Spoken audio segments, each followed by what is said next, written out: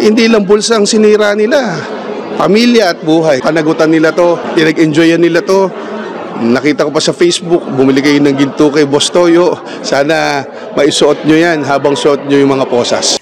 Tututukan maging ng sangguniang panglungsod ang iligal na paluwagan na bumiktima sa maraming Pasigueño, ang BNY Pal and Trading Bentapal. Maliban pa sa pakikipagtulungan ng NBI kay Mayor Vico Soto ay kumikilos din ang City Council upang matulungan ang mga nabiktima. Posibleng nasa 1,000 na ang biktima ng kumpanya at bilyong piso ang halaga ng perang sangkot dito. Sa sesyon ng sanggunian, kinundina ni Vice Mayor Dodot Jaworski Jr. ang panlolokong ito sa mga Pasigueño. Pakiusap niya sa mga nauna sa nasabing scheme na tulungan ang mga huli nang nagpasok ng investment nila. Well, of course, we're condemning this, sabihin na natin atrocity to kasi talaga panloloko. Sorry dun sa mga nakikinig po. Alam kong maraming tinamaan, maraming nalulungkot. No? Kami rin ay nalulungkot. Pero ang realidad dyan, hanapin niyo po kung ano yung negosyo ng BNY na ito. Talagang pinapaikot lang yung pera na kinokoleksyon nila at yun din yung pinapambabayad sa interest para dumami at maakit yung iba na sumama. And ilang beses na po ito nangyayari. Ito yung pyramiding na tinatawag. No? Katulad ng sinabi ko kanina sa session, as early as 2000, meron ng ganitong klase na malaki na nangyari. And they were only offering 4% a month. Yun mga lang, hindi na-sustain. Ito pa kaya na umabot ng 80% mahigit kada buwan ang binabalik nila. And syempre, dun nga sa mga nauna na naglagay ng pera at kumita na dyan, siguro makikiusap din ako, baka pwede naman kayong tumulong dun sa mga bago, yung mga huli na talaga namang umiiyak ng utang pa, no? Pero kailangan po natin habulin tong mga taong to. And rest assured naman, ang ating butihing Mayor Vico ay nagbigay na ng instructions sa ating City Legal na tumulong at mag-assist, no, dito sa mga nabiktima ng BNY. As a matter of fact, meron po tayong coordination now with the PNP and the National Bureau of Investigation para mapanagot ang mga dapat managot dito sa problemang ito. Madami din umanong mga kakilala si Konsehal Volta de los Santos na nabiktima ng BNY Pal. Ayon sa kanya, tahasang panlilin lang ito at dapat maparusahan ang mga nasa likod ng nasabing kumpanya. Tinitignan nila na magpasa ng mga ordinansa patungkol sa scam sa lungsod. Actually, yung privilege fish ko dapat last year pa to na bago matapos ang taon dahil nga imbis na fireworks ang pumutok no bagong taon yung issue tungkol sa BNY dito sa Pasig City. Una, kaya talaga medyo nagagalit tayo dahil may mga kakilala, mga kaibigan tayo na naging biktima nito. No? Sa opisina ko mismo, kanina pinakompute ko, 330 doon sa nagsabi sa akin, pero alam ko meron pa dyan sa opisina kung ayaw magsabi, nahihiya siguro. Sa eskinita namin, mga 3 milyon. Imagine, tambak, bambang, sa pangalan na lang, hindi naman sa doon ako lumaki, pero hindi naman ganun karangya ang buhay namin sa tambak bambang, pero may mabiktima pa rin na ganun. Sa mga kakilala ko, siguro, sa direct na kakilala ko, mga 3 million plus. Pero kung mababasa nyo po yung mga messages sa akin na hindi ko pa nakukumpirma na mga kakilala ko rin yung tao, grabe.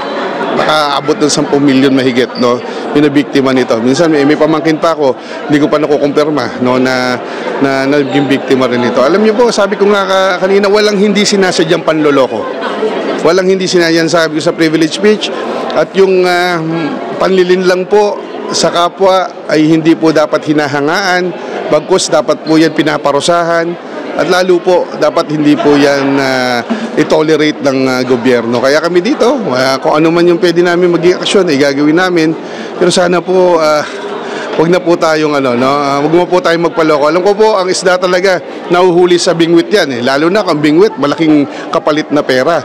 Pero maging matalinong isda po tayo sa malawak na dagat ng mga manloloko at scammer ngayon. Even po yung dun sa social media. Sabi ko nga rin kanina, kunikwento ko, ako mismo, meron ako natatanggap na message si Nisa, yun na naalala ko, si Nisa ay hindi nagbabayad, kaya pag hindi siya nagbayad, ikaw ay sabi ko, sindi ko nga ang aking wala akong kakilala talagang ganun tao. Imagine na lang kung ang nito ay makakakuha ng mga ganitong message ay walang alam sa batas.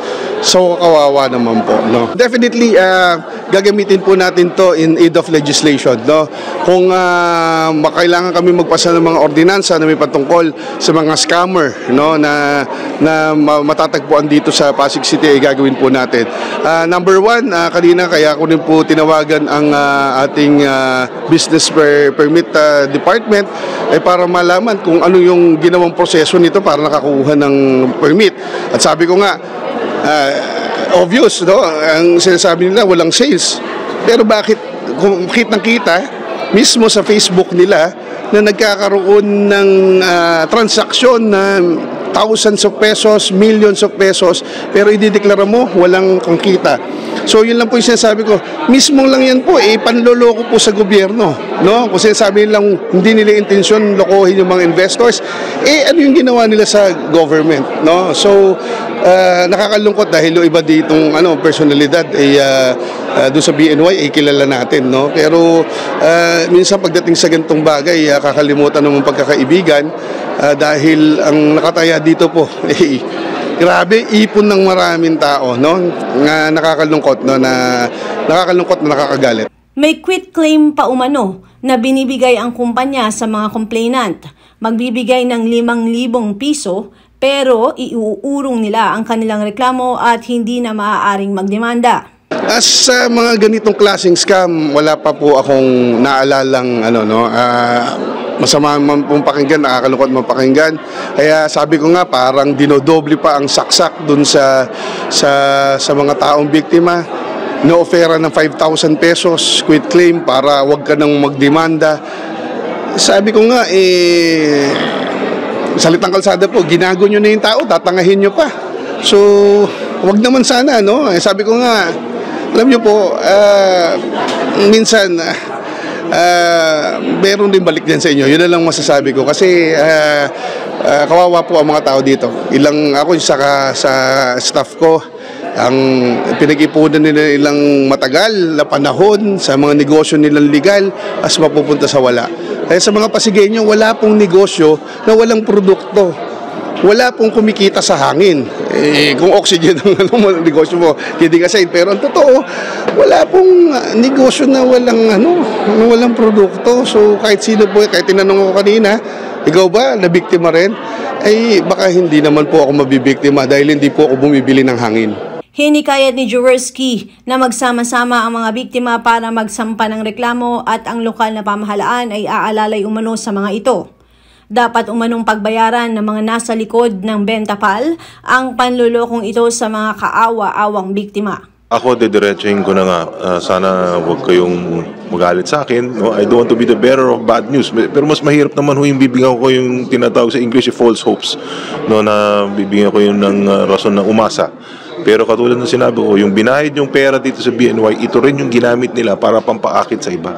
So, ang laman ng bangko nila, kukunti na lang. Kung meron silang mga asset, kaya po nagkakaroon po tayo ng, hopefully magkaroon tayo ng class suit. Ibig sabihin po yan, magsasama-sama yung mga claimant, no?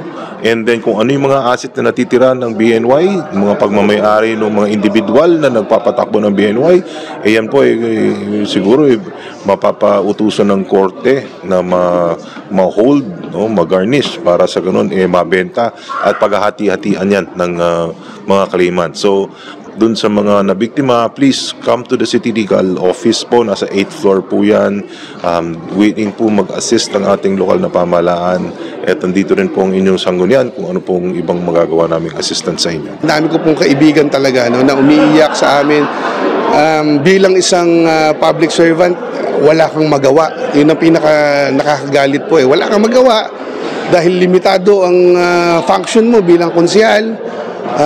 Pero I hope, nandiyan na po yung NBI kanina, I hope makasuhan po ang mga dapat makasuhan, makulong ang mga dapat makulong, at yun na lang po kasi ang pwedeng magawa kung hindi na maisosoli yung pera ng mga kaibigan natin, kakilala, at mga Pasigueño din, no? Sabi ko nga, mayroon report, hindi ko na lang maisama doon sa privilege speech ko, mayroon na raw nagpakamatay dahil dito. Imagine mo yan, mababawi mo pa ba yung buhay? Kahit siguro makulong sila, hindi naman nila mababawi yung buhay. Ilang mag-asawa na raw nagiwalay dito. So, hindi lang bulsa ang sinira nila. pamilya at buhay. So I hope panagutan nila to, hindi pinag-enjoyan nila to. Nakita ko pa sa Facebook, bumili kayo ng ginto kay Boss Toyo. Sana maisuot nyo yan habang suot nyo yung mga posas. Yun lang po. Sa privilege speech na De Los Santos ay inilatag pa niya ang iba pang mahahalagang detalye tungkol dito. BNY Gens. Next. Pati na rin po ang BNY PAL and Trading. Ito po ang sinasabi kong pumutok bago po matapos ang taon ng 2023. At hindi ito po fireworks, Mr. Presiding Officer, para sa pagsalubong sa magandang taon ng 2024, kundi pong napakalaking issue. Dahil marami pong kababayan nating Pasigueño ang naging biktima, masasabi ko pong biktima, ng BNY PAL. Ano po ba ibig sabihin ng BNY PAL? Para po sa iba na kumita ng malaki nung nagsimula po ang BNY, sabi nila, big time na yan. Marami po ang nagsabi na naging big time sila. Makikita po natin sa mga nag-post sa Facebook page po ng BNY PAL. Bakit po natin masasabing naging big time? Dahil po sa pangako na sa maliit na halaga na iyong pong i-invest, ay maaari po itong madoble. Example na lamang po, Mr. Presiding Officer, kapag ikaw po ay nag-invest ng halagang 16,000 sa loob lamang po ng 1.5 buwan, ay maaari na daw po itong maging 29,500 pesos. Napakalaki po. At kaya po marami po ang naiganyo. Mr. Presiding Officer, ang tagumpay po na nanggaling po sa panlilang sa kapwa ay hindi po masasabing tagumpay. At hindi rin po dapat ito gawing kahanga-hanga. Bagkus, dapat po itong parusahan at dapat din po itong itama. Sa kasalukuyan po, Mr. Presiding Officer, baka po habang dinideliver ko itong speech na to, ay kasabay po natin na nagkaroon, sinasagawa po ang press conference ng ating legal department at ng ating chief executive sa 8th floor patungkol po sa isyong ito, Mr. Presiding Officer. Ayon po, Mr. Presiding Officer, sa ating legal department, Mr. Presiding Officer, sa kanila pong nakalap pa lang na mga reklamo ay umaabot na po sa 800 million. Tumigil na po sila sa pagbibilang sa 800 million pa lang. At ako naman po, mismo po sa aking opisina, Mr. Presiding Officer, ay meron pong nagkakahalaga na 330,000 pesos po na na-invest ng aking mga empleyado. Sa amin naman pong iskinita, sa aking masasabi naman po na ang mga nakatira po sa Tambak, Bambang ay hindi naman po ganun karangya ang buhay, nag-compute po ako. Lumalagpos na po sa 3 million pesos pag pinagsama-sama po ang mga investment ng aking mga kakilala. Sila po ay nanalig sa pangako ng kanilang pera. Ang kanilang investment ay lalago sa loob ng 1.5 buwan. Yung iba pong nakausap ko, kumita po sila. At nainganyo po sila.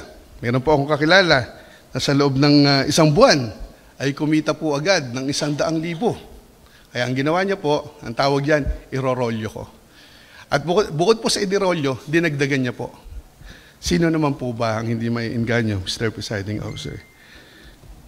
Pero po, nung December 2023, biglaan na lang po, nakatanggap po sila ng notice mula po sa pamunuan ng BNY PAL and Trading na hindi na po maibibigay o maibabalik ang kanilang investment.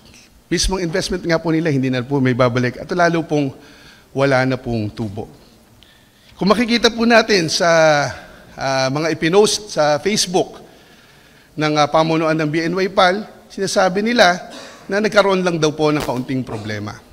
Pero habang tumatakbo po ang oras, lalo pong nawawalan ng linaw kung maibabalik pa ang kanilang investment. Next slide po. Ayan po ang sinasabi ko, Mr. Presiding Officer. Kung sa listahan, sino po ba naman ang hindi maiinganyo? Yung 32,000 mo, 53,000 agad pagdating ng Pebrero. Yung 32,000 mo rin, sa January 30 ay 48,000 na. At lalo na po, kung medyo meron kang ipon na kaunti, yung 110,000 mo ay 140,000 agad pagdating ng January 15 kung ikaw po ay nagpasok noong December 7. Ang sabi nila ay mayroon lang daw pagkakamali. Hindi naman daw po ito panloloko. Mr. Presiding Officer, hindi po ako naniniwala na may panlolokong hindi sinasadya. Ano po ba ang BNY PAL? Ang sabi po nila, ito ay benta paluwagan. Malamang po ang lahat ng taong nandito ngayon sa ating kapulungan, alam po kung ano ang paluwagan. Ito po ay maghuhulog ka, meron pong araw-araw, meron linggo-linggo, at pagdating sa sinabing takdang panahon, ikaw po ay susweldo. Parang inipon mo lang po. Di ba po, Mr. Presiding Officer? Pero pag sa benta PAL, kaya po sinasabi ko na kung hindi po ito plinano, ang gagawin, ang pagkakaintindi ko po dito, kapag ikaw po ay nag-invest ng 50,000 at gusto mo na makuha ka agad-agad ang iyong saswelduhin, no? O saswelduhin sa paluwagan, ay pwede naman makuha mo agad, pero bawas na. Kung 50,000, sasweldo ka na lang ng 40,000. Yung 10,000 ay mapupunta po dito sa mga investors. Paghahatian po ng investors, pati na po ng pamunuan ng BNY, at sinasabi po pa nila, ay meron din mga sales agent. Kung hindi po ito sinasadya, Mr. Presiding Officer, hindi rin ba nila sinasadya nakunan yung mga talagang naguhulog sa paluwagan? Wala pong paluwagan akong alam na ganito. Ang paluwagan po ay iniipon para po meron kang kunin sa panahon na kailangan mo ito. Pero kapag po ito ay binawasan, para po sa akin, Mr. Presiding Officer, ito po ay malaking pangloloko sa mga hinihikayat nating sumama sa paluwagan. Mr. Presiding Officer, noong December, yung BNY na sinasabi ko po na big time na yan, ay naging budol na yan. Kawawa po, Mr. Presiding Officer, ang mga nabiktima nito. Ang ating mismong mayor ay nalungkot po dahil sa ilang po kanyang empleyado. Mismong empleyado niya na po.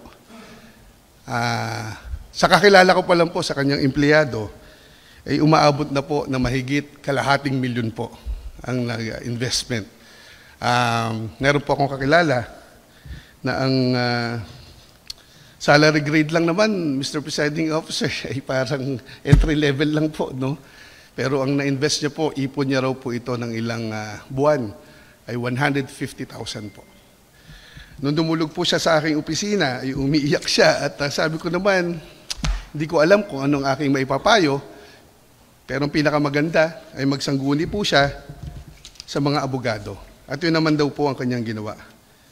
Pero sa ngayon, kada makikita ko siya, ay talaga pong hindi po maipaliwanag yung kanyang nararamdaman. Meron na rin po mga kumalat, Mr. Presiding Officer, na balita. At sana po, kaya ko po ito ginagawa, ay sana po ay wag po magresulta at wag po mong mapag-isipan ng mga biktima ng BNY PAL ang ginawa ng ilan po na nabalitaan natin na umabot po sa pagpapatiwakal, Mr. Presiding Officer. Kinukumpirma po natin ito, pero meron pong ilan din daw po na nakakaisip na po nito dahil sa laki po ng investment nila na nawala. Ang iban po ay nagresulta din daw po, Mr. Presiding Officer, sa pagkakahiwalay ng mag-asawa. Lumalalim na po ang isyong ito, Mr. Presiding Officer. Hindi na po ito issue na lang ng pera. Hindi na rin po bulsa na lang ang sinira nito, kundi pati na rin po ang buhay at pamilya. Next po. Dumagsa po, Mr. Presiding Officer, hindi po natin mabilang-bilang kung ilang mga ang natatanggap po ng ugnayan sa Pasig. Meron pa nga pong hinabol sa akin ngayon habang po bago tayo magsimula ng session na mula sa ugnayan. At ayoko na pong ipakita at banggitin dahil meron pong mga pictures ng ilang mga personalidad at na nandito na naging biktima rin po, Mr. Presiding Officer. Next. At Mr. Presiding Officer, ang SEC na rin po ay naglabas na rin po ng advisory sa publiko na wag na pong mag-invest sa BNY. At kung babasahin po natin kabuang advisory nila, ay yung medyo may hawig po sa ganitong, sabihin na nating scam, Mr. Presiding Officer, ay wag na po silang pinapayuhan po na wag po silang makilahok sa ganito pong klaseng scheme, Mr. Presiding Officer. Mr. Presiding Officer, kanina rin po, chinek ko rin po sa ating BPLD ang mga bagay-bagay patungkol po sa registration po ng BNY PAL wholesale trading. Dito po mismo sa aming, kaya sinasabi ko po talaga, ang panlilang lang at panloloko po ay di dapat hangaan. Mismong sa papel po na hawak ko, noong September 7 po, ang diniklara nila na gross sales ay 20,000 pesos. Noon namang January 17, 2023, no sales daw. At nung, pareho po, noong January 17 din, diniklara nila na walang sales daw ang BNY. Kung walang sales po, kahit paluwagan po ito, Mr. Presiding Officer, milyon-milyon po ito. Malinaw po, na may panlilin lang po, hindi po sa tao na to, mismo po sa ating gobyerno. At yan po ay ang gobyerno ng Pasig City. Kaya minarapat po ng BPLD noong December 22, 2023 na ipasara na po ang tanggapan ng BNY Trading, Mr. Presiding Officer. Sabi nga nila, sana naman, Mr. Presiding Officer, wag naman ang ibig sabihin ng BNY ay babay na yan sa inyong pera. Dahil po dito, parang masyadong dinagdagan pa po ang sugat. Kung nakikita po ninyo, ang papel na yan, yan po ay quit claim. Kahit ilang milyon pa ang ininvest mo, ino-offer nila ang 5,000 pesos.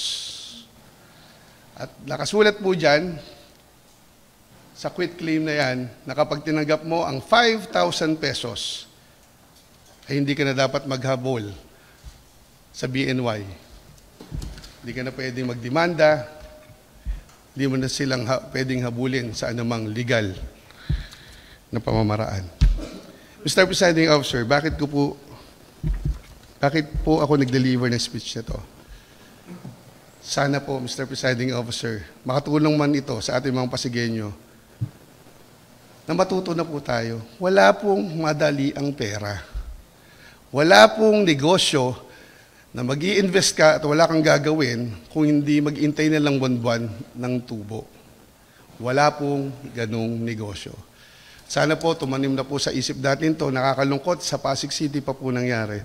Nakakalungkot din po, Mr. Presiding Officer, na kahit po mismong itong mga personalidad sa likod po ng BNY, ay mismong kakilala ko rin po. Hindi po nalalayo ito dahil mga District 1 lang din po. At sana po, Mr. Presiding Officer, ito na po ang huli. At sa lahat po ng mga empleyado rin po natin dito, ay alam ko po na mahirap ang buhay. Pero wala pong shortcut talaga sa lahat ng bagay. At sana po, wala na pong mabiktima na Pasigenyo sa lahat ng mga darating at magsusubok pa na scam. Ang problema natin, madali tayo makalimot. Hindi ko alam kung naalala niyo pa. Ang pangalang Rose Balajay, Multitel scam in the early 2000s. Noong panahon na yon, ang tatay ko ay isang senador.